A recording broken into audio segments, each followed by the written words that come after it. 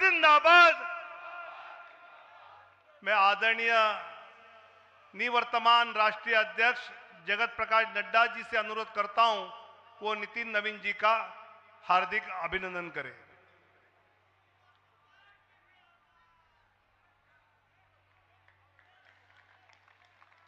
मैं आदरणीय रक्षा मंत्री माननीय राजनाथ जी से नम्र विनंती करता हूं कि वे नए अध्यक्ष जी का हार्दिक अभिनंदन करें।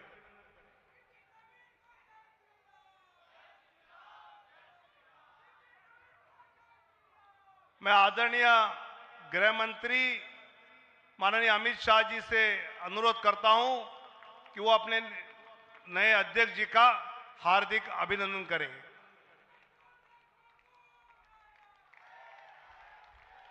आदरणीय नितिन गडकरी जी से मैं नम्र विनंती करता हूं कि वो अपने नए अध्यक्ष जी का पुष्पमाला पहनाकर अभिनंदन करें और अपने इस चुनाव के प्रमुख रहे डॉक्टर लक्ष्मण जी का विशेष धन्यवाद करते हुए उनको भी नम्र अनुरोध करता हूं कि वो नवनिर्वाचित राष्ट्रीय अध्यक्ष जी का पुष्पमाला पहनाकर हार्दिक अभिनंदन करें।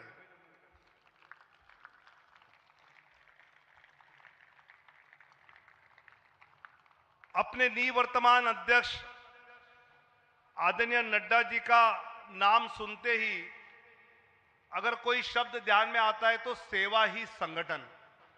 कोरोना के समय उनके मार्गदर्शन में पूरी पार्टी ने देश में जो जनता की सेवा की है आदरणीय प्रधानमंत्री जी के नेतृत्व में, ऐसे हमारे निवर्तमान राष्ट्रीय अध्यक्ष आदरणीय नड्डा जी से अनुरोध करता हूं कि वो हम सबको संबोधित करें।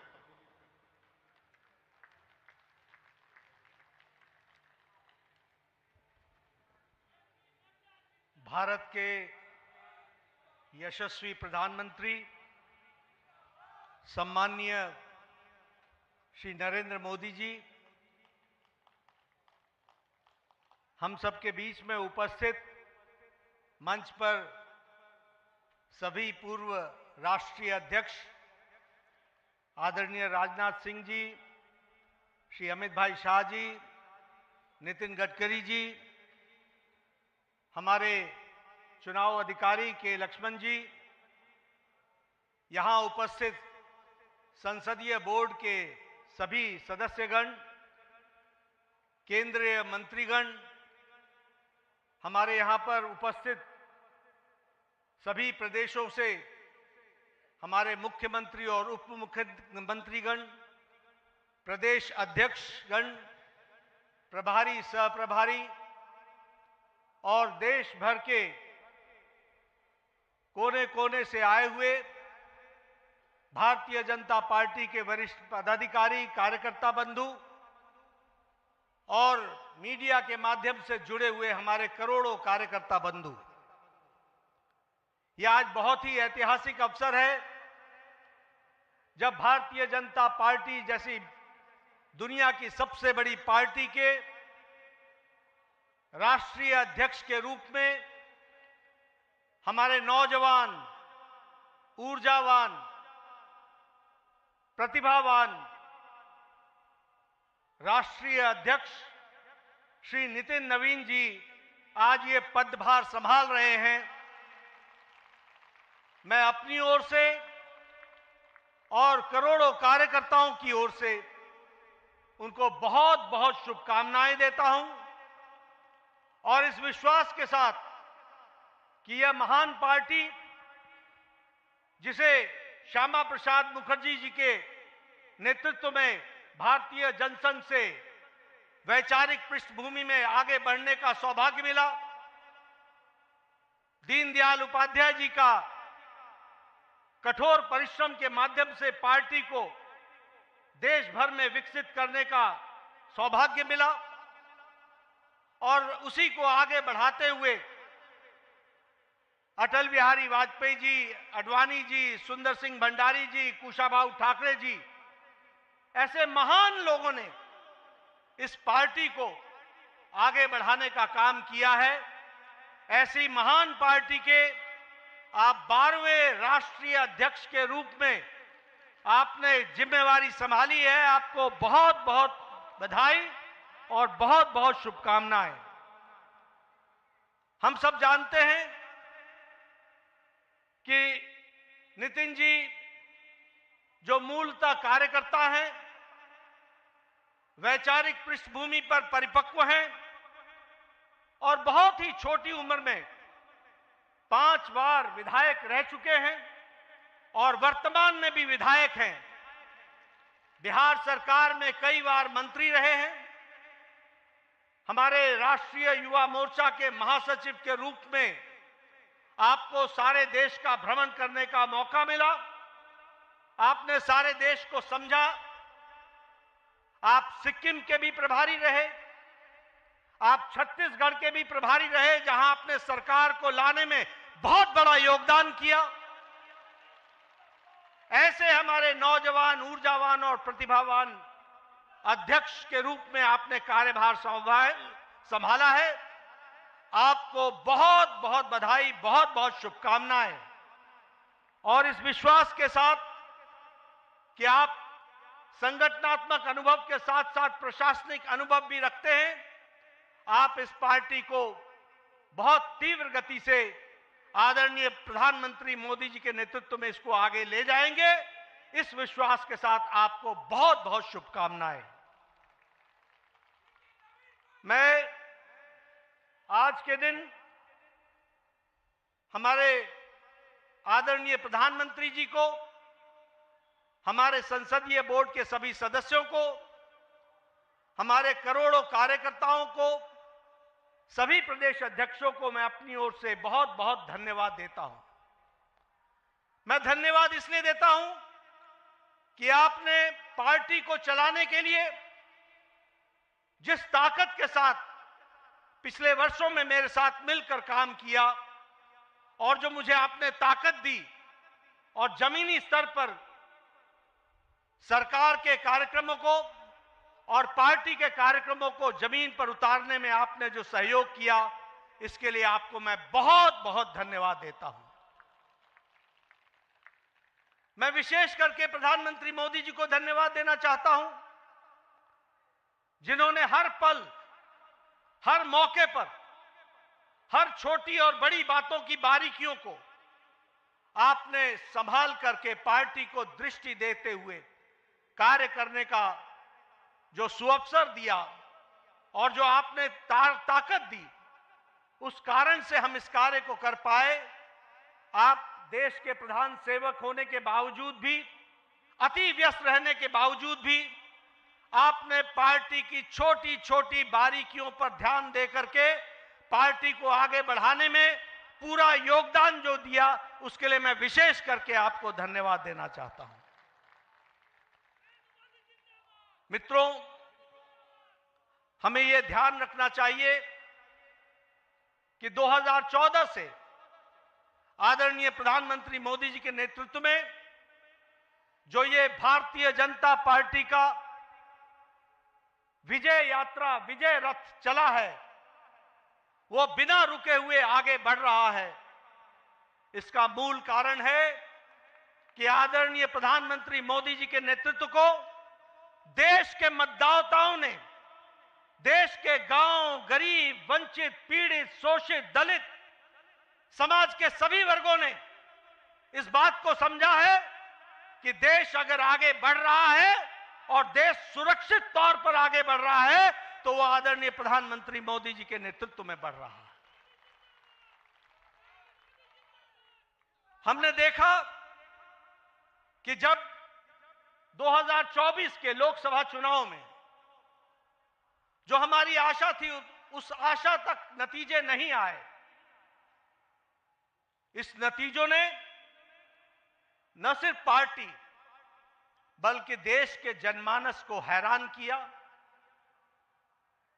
एक देश के मतदाताओं के मन में कसक पैदा हुई, देश के मतदाताओं के मन में एक टीस पैदा हुई और आपने देखा होगा कि देश के मतदाताओं ने ठान लिया कि अब कोई भी चुनाव आएगा तो मोदी जी को भरपूर आशीर्वाद देंगे और देश में पार्टी को आगे बढ़ाने में काम करेंगे।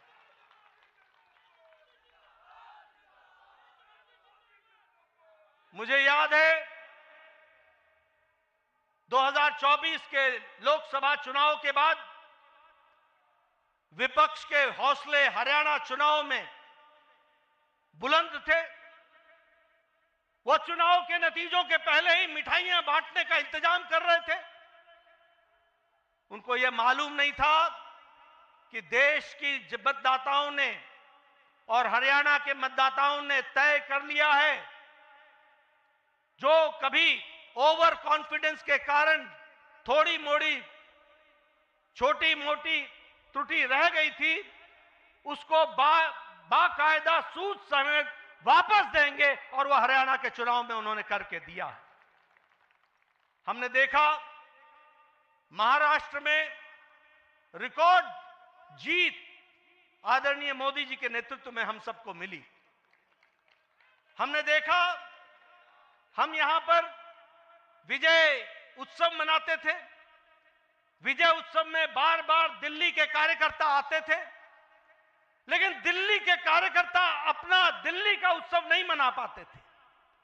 लेकिन आपके नेतृत्व में 27 साल बाद दिल्ली में भी कमल खिला और दिल्ली में भी भारतीय जनता पार्टी की सरकार बनी। उसी तरीके से बिहार में हम चुनाव जीते, लेकिन चुनाव ही नहीं जीते, हाईएस्ट स्ट्राइक रेट के साथ हम चुनाव जीते। ये हमको ध्यान में रखना चाहिए। अभी अभी महाराष्ट्र के म्युनिसिपल कॉरपोरेशन के चुनाव हुए हैं। आपको जानकर खुशी होगी कि 29 में से 25 municipal corporation Bharatiya Janata party ने और एनडीए ने जीती है। और आपको जानकर यह भी खुशी होगी कि बीएमसी में, बॉम्बे म्युनिसिपल कॉरपोरेशन में, मुंबई म्युनिसिपल कॉरपोरेशन में हम लार्जेस्ट पार्टी के रूप में जीत करके आए हैं। इस तरीके से हमने देखा है। गोवा के पंचायत के चुनाव हमने जीते। हमारे राजीव चंद्रशेखर जी यहां बैठे हैं। तिरुवनंतपुरम में पहली बार कमल खिला है, केरला में, इसको भी हमको ध्यान में रखना चाहिए। और आजादी के बाद जितने भी लोकसभा चुनाव हुए, पहली बार लोकसभा में केरल में भी हमने चुनाव जीता। यह भी हमारे ध्यान में होना चाहिए। इसलिए प्रधानमंत्री मोदी जी के नेतृत्व में 2014 के बाद जो विजय रथ चला है, वो पूरी ताकत के साथ देश के मतदाताओं के आशीर्वाद के माध्यम से चलता हुआ आगे बढ़ रहा है और अब वो नितिन नवीन जी के नेतृत्व में आगे बढ़ेगा, यह विश्वास हमें है। मैं यहां यह भी कहना चाहता हूं कि हमारी आज 20 राज्यों में सरकार है एनडीए की, 13 राज्यों में भारतीय जनता पार्टी की सरकार है। और अगर हम देखें तो गुजरात में हम 6 बार लगातार सरकार में विराजमान हैं। गुजरात में हम 4 बार से सरकार में हैं। हरियाणा में, गोवा में हम दूसरी बार, तीसरी बार सरकार बना रहे हैं। हम बिहार में, उत्तर प्रदेश में, महाराष्ट्र में, त्रिपुरा में, उत्तराखंड में, मणिपुर में, आसाम में हम दूसरी बार सरकार बना रहे हैं, बनाई हमने। यह हमको ध्यान में रखना चाहिए। इसलिए हम यह पूरे विश्वास के साथ कहना चाहते हैं कि आदरणीय प्रधानमंत्री मोदी जी के नेतृत्व में, नितिन नवीन जी की अध्यक्षता में भारतीय जनता पार्टी आने वाले समय में अब बंगाल में भी कमल खिलाएगी, बंगाल में भी कमल खिलाएगी। पुडुचेरी में और तमिलनाडु में हम सरकार बनाएंगे। असम में हम फिर से सरकार में आएंगे और केरल में भी हम अच्छे नतीजे देंगे। इस विश्वास के साथ हम आगे बढ़ रहे हैं। मैं आपके और प्रधानमंत्री जी के बीच में ज्यादा समय नहीं रहूंगा। आप सब लोग प्रधानमंत्री जी को सुनना चाहते हैं। मैं एक ही बात कहना चाहता हूं कि पिछले कुछ वर्षों में जो मुझे पार्टी ने जिम्मेवारी दी, मैं अपने सीमित जो हमारी कार्य करने की क्षमता रही, उसमें जो कुछ भी आप सबके सहयोग से कर सका वह मैंने करने का प्रयास किया है। इस जिम्मेवारी को निभाते हुए अगर मैंने किसी के दिल को कहीं कुछ कहा हो जिससे चोट पहुंची हो तो उसके लिए मैं क्षमा चाहूंगा। वह मैं अपनी जिम्मेवारी को निभाने के लिए मैंने कहा होगा, लेकिन आप सब लोगों ने जिस तरीके से पार्टी के लिए दिन रात मेहनत की है उसके लिए मैं आपके माध्यम से करोड़ों करोड़ों कार्यकर्ताओं को बहुत बहुत धन्यवाद देता हूं कि उनके माध्यम से हम पार्टी को सफलतम तरीके से आगे बढ़ाने में सफल हुए हैं और आगे नितिन नवीन जी पूरी ताकत से इस पार्टी को, इस महान पार्टी को, दुनिया की सबसे बड़ी पार्टी को आगे ले जाने में कोई कसर नहीं छोड़ेंगे और हम सब लोग मिलकर उनका सहयोग करते हुए पार्टी को और नई बुलंदियों पर ले जाएंगे और जो नई स्थान हमारे छूट गए हैं प्रदेश, वहां भी कमल खिलाएंगे। इन्हीं शब्दों के साथ बहुत बहुत धन्यवाद। जय भारत।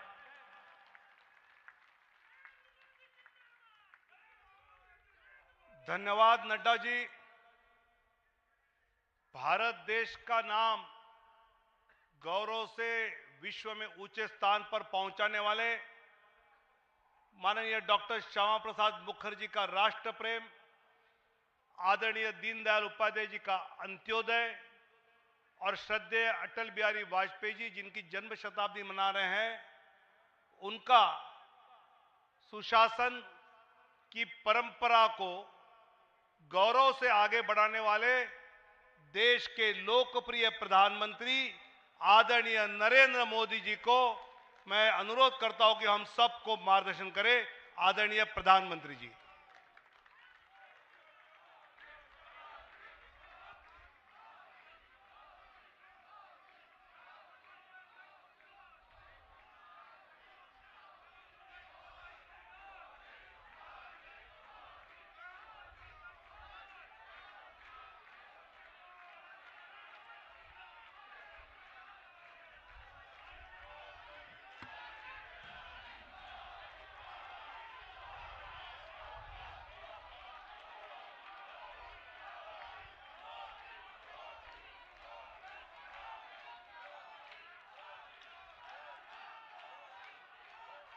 भारत माता की, भारत माता की, भारत माता की।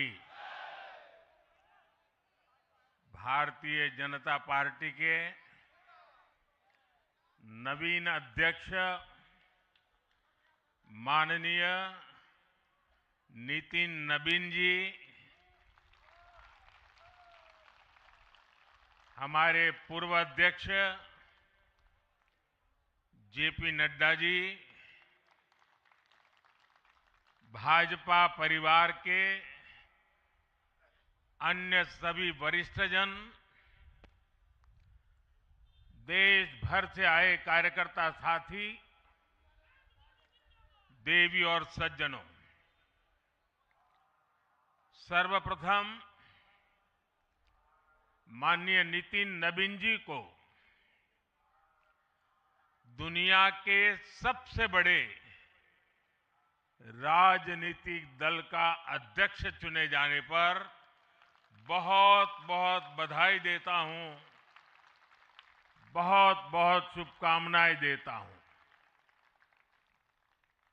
बीते कई महीनों से संगठन पर्व यानी कि पार्टी का छोटी सी इकाई से लेकर के राष्ट्रीय अध्यक्ष चुनने की एक व्यापक प्रक्रिया 100% लोकतांत्रिक तरीके से भारतीय जनता पार्टी के संविधान के स्पिरिट को और उसमें बताई गई हर बात को ध्यान में रख करके लगातार चल रही थी।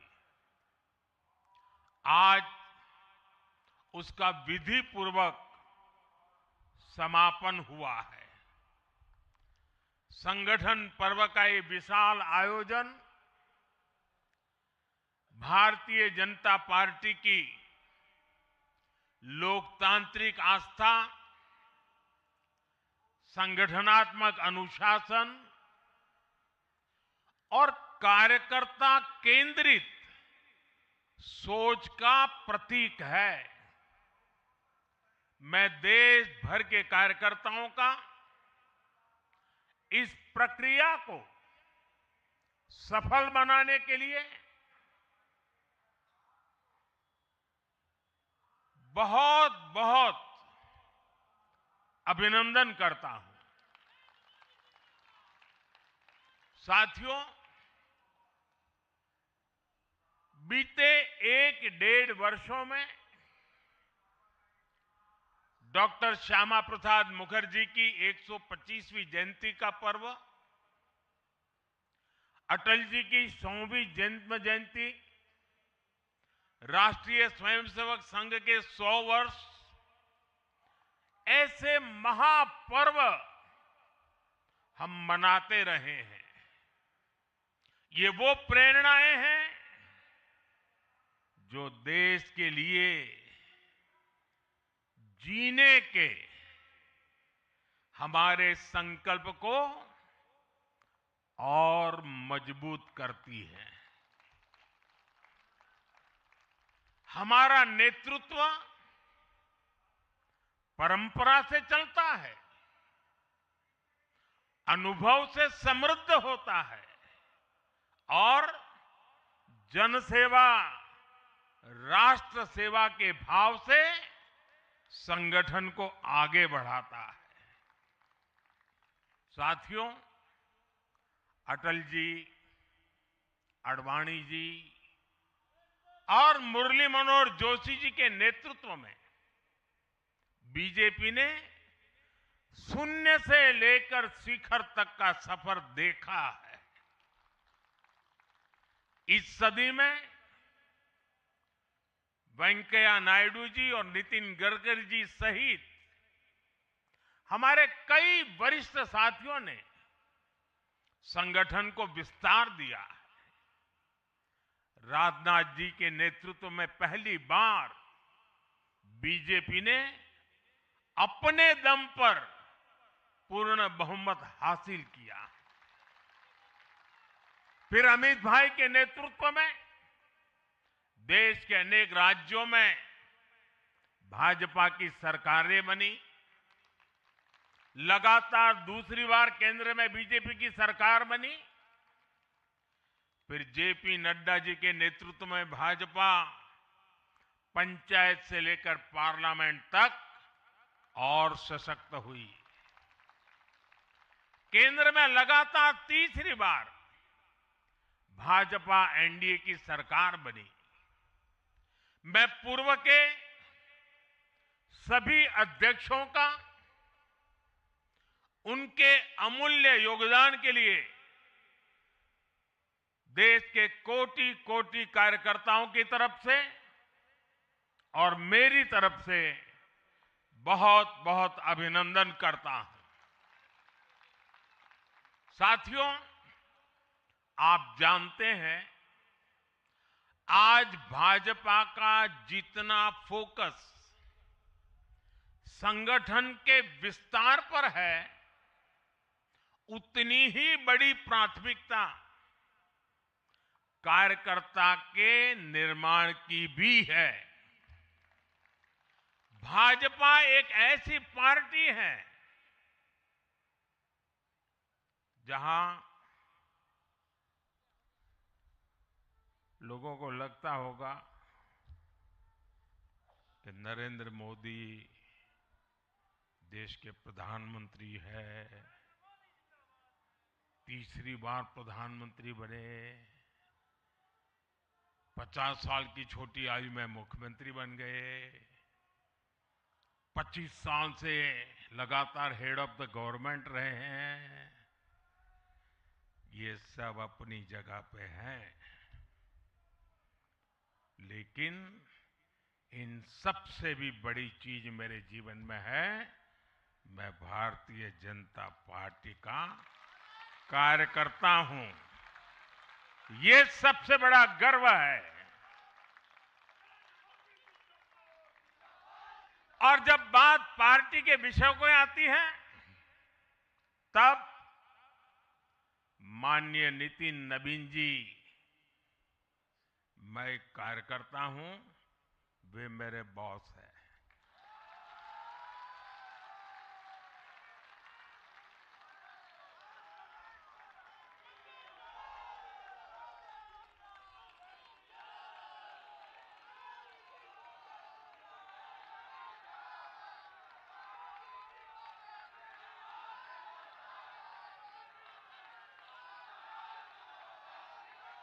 अब माननीय नितिन नवीन जी हम सभी के अध्यक्ष हैं।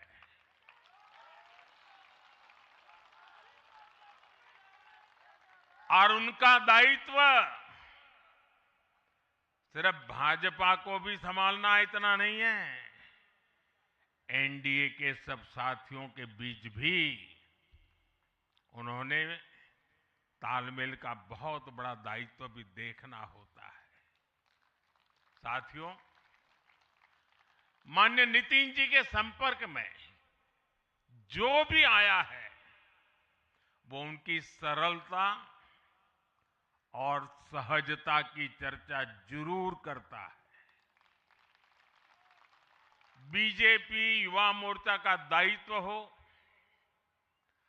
अलग अलग राज्यों में प्रभारी के रूप में जिम्मेदारी हो, या फिर बिहार सरकार में काम करने का अनुभव हो, नितिन जी ने हमेशा जब जब जो जो जहां जहां जो जो जिम्मेवारी मिली, अपने आप को उन्होंने साबित किया है। जिम्मेवारी देने वालों को भी उनके कार्य ने गर्व से भर दिया है। साथियों, ये 21वीं सदी है और देखते ही देखते 21वीं सदी के पहले 25 वर्ष तो पूरे भी हो चुके हैं। आने वाले 25 वर्ष बहुत महत्वपूर्ण है। ये वो कालखंड है जब विकसित भारत का निर्माण होना है और होना तय है।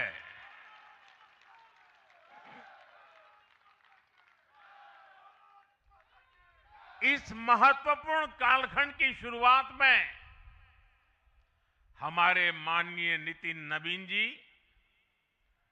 बीजेपी की विरासत को आगे बढ़ाएंगे। मैं आजकल के युवाओं की भाषा में कहूं तो नितिन जी खुद भी एक प्रकार से मिलेनियल है। वो उस जनरेशन से हैं जिसने भारत में बड़े आर्थिक, सामाजिक और टेक्नोलॉजिकल परिवर्तन होते देखे हैं। वो उस जनरेशन से हैं जिसने बचपन में रेडियो से सूचनाएं पाई और आज एआई के भी एक्टिव यूजर है।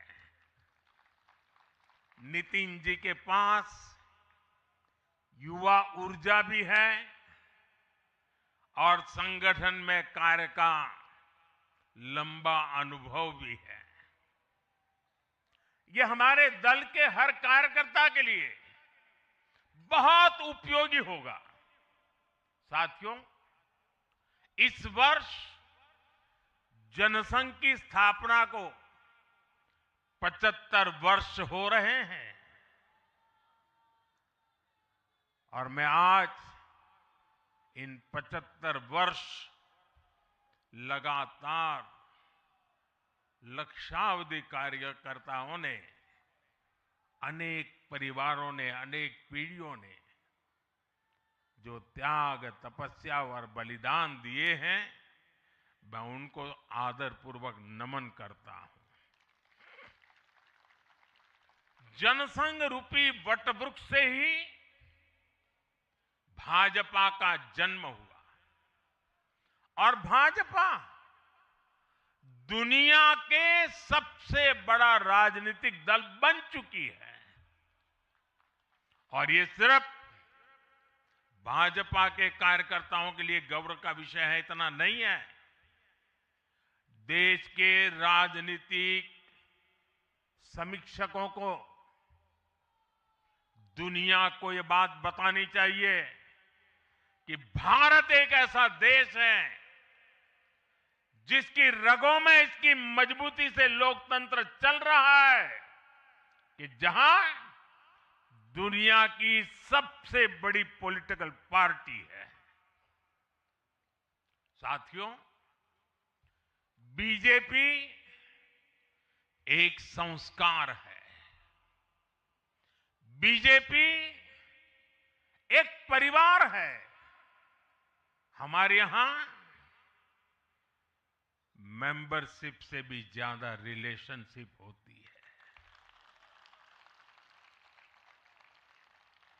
बीजेपी एक ऐसी परंपरा है जो पद से नहीं, प्रक्रिया से चलती है। हमारे यहां पदभार एक व्यवस्था है और कार्यभार ये जीवन भर की जिम्मेदारी है। हमारे यहां अध्यक्ष बदलते हैं, लेकिन आदर्श नहीं बदलते। नेतृत्व बदलता है, लेकिन दिशा नहीं बदलती। साथियों, भाजपा का स्वरूप नेशनल है, भाजपा का स्पिरिट नेशनल है, क्योंकि हमारा जुड़ाव लोकल है। हमारी जड़ें जमीन के नीचे गहरी है। इसलिए भाजपा रीजनल एस्पिरेशन को प्लेटफॉर्म देती है, उन्हें नेशनल एम्बिशंस का आधार बनाती है। और इसलिए आज देश के कोने कोने के लोग भाजपा के साथ हैं, भाजपा के साथ जुड़ रहे हैं। और इतना ही नहीं, जो भी अपनी राजनीति का प्रारंभ करना चाहता है, उसको भी भाजपा का प्रवेश द्वार सबसे उत्तम, सबसे सुरक्षित लगता है।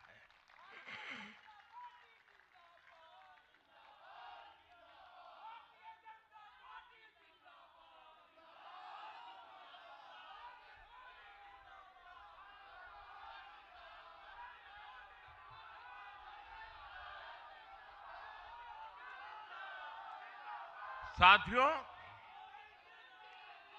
जनता जनार्दन की सेवा ये हमारे लिए हमेशा सर्वोपरि रही है। हमने सत्ता को सुख का नहीं, बल्कि सेवा का माध्यम बनाया है। इसलिए भाजपा पर जनता का विश्वास निरंतर मजबूत होता गया है। अगर बीते 11 वर्षों की ही बात करें तो भाजपा की यात्रा जन विश्वास अर्जित करने की अद्भुत यात्रा रही है। बीते 11 वर्षों में बीजेपी ने हरियाणा, असम, त्रिपुरा और ओडिशा में पहली बार अपने सामर्थ्य से सरकार बनाई। पश्चिम बंगाल और तेलंगाना में भाजपा जनता की एक बड़ी आवाज बनकर उभरी है।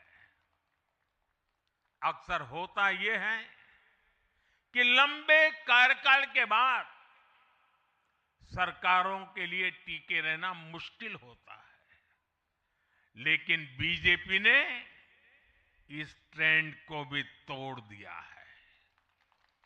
गुजरात हो, मध्य प्रदेश हो, महाराष्ट्र हो, बिहार हो, इन सभी राज्यों में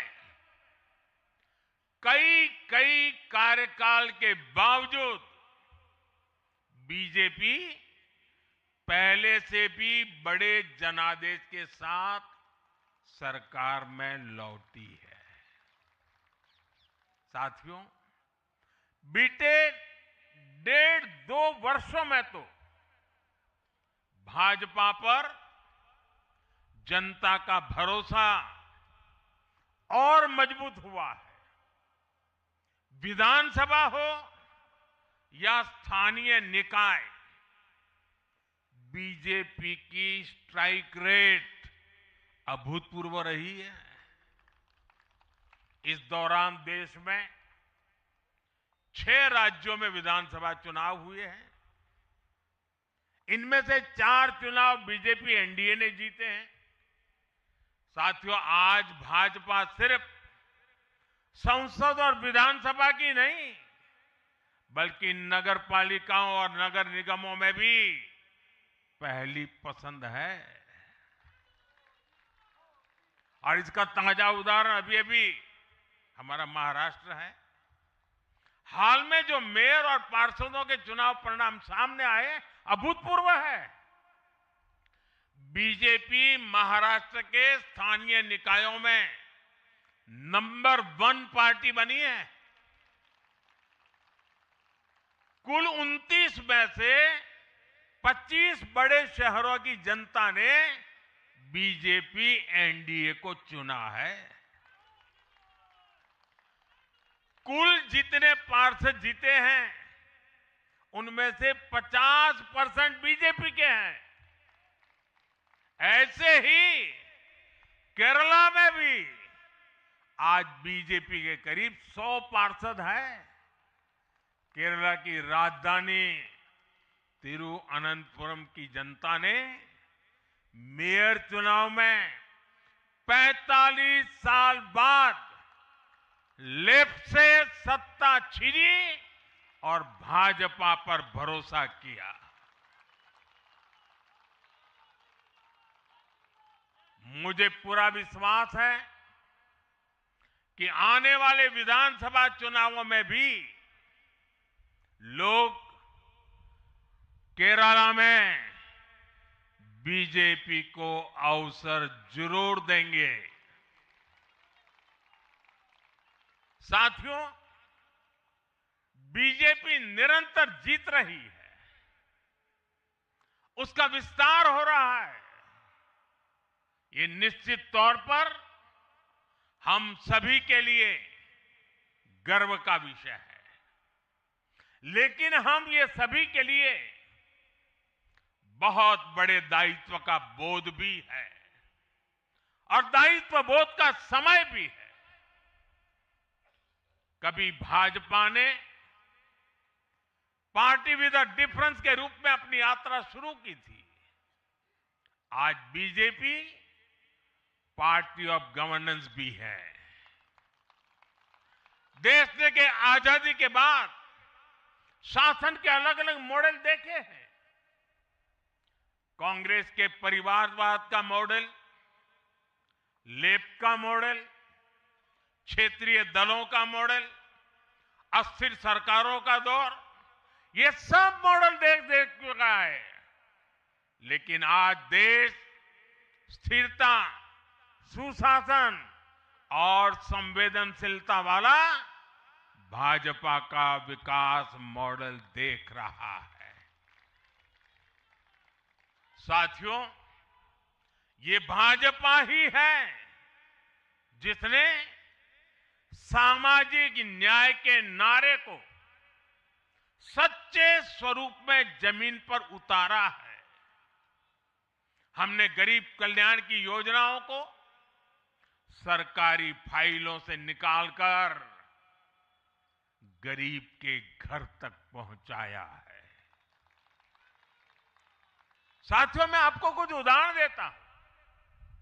आजादी के 70 वर्ष बाद सिर्फ 3 करोड़ ग्रामीण परिवारों तक ही पाइप से पानी पहुंच पाया था। माताओं बहनों की पीड़ा, पानी के लिए उनके संघर्ष की सूध लेने वाला कोई नहीं था। और मुझे याद है, मैं जब गुजरात में राजनीतिक क्षेत्र में नहीं आया था, सामाजिक जीवन में काम करता था, तो हमारे यहाँ एक धंधुका करके स्थान है, वहां मैं जाता था तो वो मुझे वहां के लोग कहते थे कि आप यहां रात को मत रुकिए और जब भी आपका दौरा हो तो सुबह 10 बजे के बाद आइए। नॉर्मली मेरा नेचर रहता था कि हर नए स्थान पर जाकर रात को रुकूं, कार्यकर्ताओं से मिलूं, लेकिन धंधुका वाले मना करते थे। क्यों? वो कहते पानी नहीं है, सुबह हम आपको स्नान करने के लिए पानी नहीं दे पाएंगे। वहां तो कहावत चलती थी कि बेटी को बंदूकें दो लेकिन धंधुके मत दो, यानी उसको बंदूक लगा मार दो लेकिन धंधुके में शादी मत करो। पानी नहीं था। ये दर्द मैंने देखा है।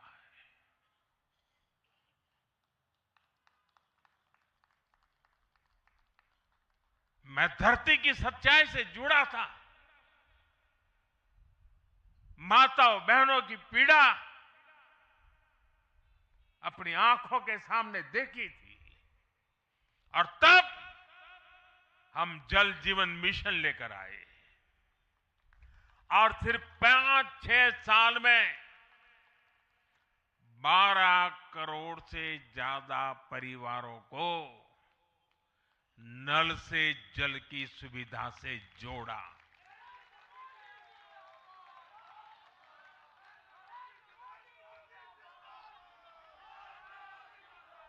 साथियों, ये हमारी सरकार है जिसने धुएं से बीमार होती बहनों की पीड़ा समझी, वरना पहले तो एलपीजी गैस को भी अमीरों का ही सौभाग्य मान लिया गया था। भाजपा ने पूरी संवेदनशीलता के साथ हर घर को एलपीजी गैस कनेक्शन से जोड़ने का अभियान चलाया। वर्ष 2014 तक जहां सिर्फ 14 करोड़ एलपीजी कनेक्शन थे, आज देश में 33 करोड़ से अधिक गैस कनेक्शन है। ऐसे ही गांव की बहनों को लखपति दीदी बनाने का अभियान है। यह भी इसलिए संभव हो पाया क्योंकि भाजपा बहनों बेटियों के सपनों के प्रति संवेदनशील है। साथियों, एक जमाना था हम भी सुनते थे कि फलाना परिवार वो तो लखपति परिवार है, ढीकना परिवार लखपति परिवार है, यानी लखपति होना बहुत बड़ी बात मानी जाती थी। ये मोदी है जो सपने देखता है कि मेरे गांव की गरीब मां भी लखपति दीदी बनेगी।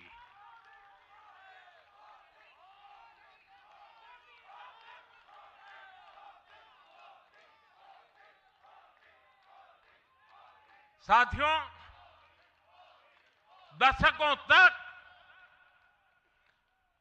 आदिवासी समाज को सिर्फ वोट बैंक से जोड़कर देखा गया, लेकिन संवेदनशील भाजपा ने भाजपा के हमारे संस्कारों ने समाज के प्रति समान भाव की हमारी परंपरा के कारण भाजपा ने आदिवासियों में भी सबसे पिछड़ी जनजातियों की पीड़ा को समझा, उनके विकास के लिए पीएम जनमन योजना बनाई और पीएम जनमन योजना के लाभार्थी इतने बिखरे हुए हैं और एक दो दूर दूर जंगलों में पड़े हैं। उनसे एक म्युनिसिपैलिटी की सीट भी जीती नहीं जा सकती है। वोट के हिसाब से कोई उनकी तरफ देखेगा नहीं, लेकिन जब वोट से ऊपर उठ करके संवेदनाएं होती हैं, समाज का कल्याण, हमारे संस्कार होते हैं, तो पीएम जनमन योजना जन्म लेती है। आदिवासियों में भी अति पिछड़ा संख्या में भले ही कम है, लेकिन उनके प्रति हमारी संवेदना में कोई कमी नहीं है। साथियों, हमारा नॉर्थ ईस्ट, वहां वोटर उतने नहीं है, सीट भी उतनी नहीं है, इसलिए कांग्रेस की सरकारों में उन्हें बरसों तक उपेक्षित रखा गया। लेकिन संवेदनशील भाजपा ने नॉर्थ ईस्ट को दिल से भी जोड़ा और दिल्ली से भी जोड़ा। एक और उदाहरण आकांक्षी जिलों का है। हमारे देश में 100 से अधिक जिले ऐसे थे जिनको कांग्रेस सरकारें पिछड़ा घोषित करके भूल गई थी। इन जिलों को पनिशमेंट पोस्टिंग के लिए इस्तेमाल किया जाता था, यानी जिन अधिकारियों को सजा देनी होती थी तो उन्हें वहां भेजा जाता था। हमारी भाजपा सरकार ने इन जिलों को आकांक्षी जिले घोषित किया और प्राथमिकता के आधार पर इनके विकास के लिए काम किया। आज ये आकांक्षी जिले विकास के कई पैरामीटर्स पर अन्य जिलों से बेहतर प्रदर्शन कर रहे हैं, राज्य की एवरेज की बराबरी आकर के खड़े हो गए। साथियों, भाजपा का मंत्र है पिछड़ों को प्राथमिकता, पिछड़ों को प्राथमिकता। जिनकी किसी ने सूद नहीं ली, हमने उनकी साधना की है। जिनको किसी ने पूछा नहीं, मोदी ने उन्हें पूजा है। हमारी कार्य संस्कृति सर्वसमावेशी है, सर्वांगीण है, सर्वस्पर्शी है, सर्वहितकारी है, सर्व कल्याणकारी है। और ये कार्य संस्कृति गरीब को समान अवसर देने वाली है, गरीब को सशक्त करने वाली है। इसी वजह से सिर्फ एक दशक में 25 करोड़ लोगों ने गरीबी को पराजित किया है। और ये 25 करोड़ लोग कौन हैं? इनमें सबसे अधिक दलित, पिछड़े और आदिवासी परिवार है। साथियों, बीते वर्षों में जन विश्वास की जो पूंजी हमने अर्जित की है, उस भरोसे को कायम रखना बहुत बड़ी जरूरत है। देश की जनता 2047 तक विकसित भारत बनाने के लिए संकल्पित है। इसलिए बीते 11 वर्षों में रिफॉर्म्स की जो यात्रा हमने शुरू की है, वो अब रिफॉर्म एक्सप्रेस बन चुकी है। हमें राज्यों के स्तर पर, शहर की इकाइयों के स्तर पर, जहां भी भाजपा एनडीए सरकारें हैं, वहां रिफॉर्म्स की गति तेज करनी है। भाजपा सिटी गवर्नेंस का भी एक नया मॉडल देश के सामने प्रस्तुत कर रही है। इस लक्ष्य के साथ हम आगे बढ़ना चाहते हैं। साथियों, जब हम सत्ता में नहीं भी थे, तब भी हम अपने मूल आदर्शों से कभी नहीं भटके। हम राष्ट्र प्रथम के भाव से, नेशन फर्स्ट के भाव से डटे रहे, जूझते रहे, संकटों को झेलते रहे, जज्बात बढ़ाते रहे और जीतते भी रहे। हम वो लोग हैं, हमारा वो चरित्र है, हमारे वो संस्कार है। खुद से बड़ा दल और दल से बड़ा देश, ये भाजपा के हर कार्यकर्ता का संस्कार है, भाजपा के हर कार्यकर्ता का जीवन मंत्र है। इसी भाव के साथ बीते 11 वर्षों में हमने अनेक चुनौतियों पर विजय पाई है। जम्मू कश्मीर से आर्टिकल 370 की दीवार गिराना हो, 3 तलाक के खिलाफ कानून बनाना हो, इनको कभी असंभव माना जाता था। आज ये हकीकत बन चुके हैं।